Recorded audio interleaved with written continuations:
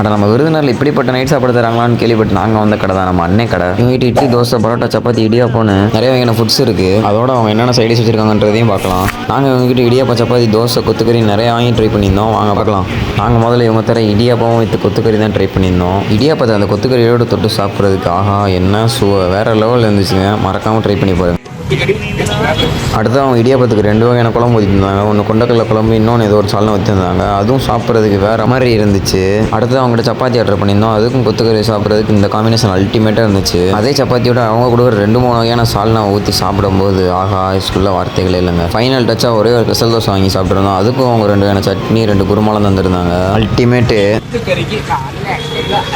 மறக்காமல் வந்தீங்கன்னா சாப்பிட்டுட்டு போயிருங்க. தேட்டருக்கு வந்தீங்கனாலும் சரி, எங்கேயாச்சும் இங்கிட்டு போகிறீங்கன்னா, மார்க்கெட்டுக்கு போகிறீங்கனாலும் சரி, மண்ணைகளில் வந்து சாப்பிட்டு போயிருங்க. சூப்பராக இருக்குது எல்லாமே. கொத்துக்கறி வந்தீங்கன்னா மறக்காமல் சாப்பிட்டு போயிருங்க.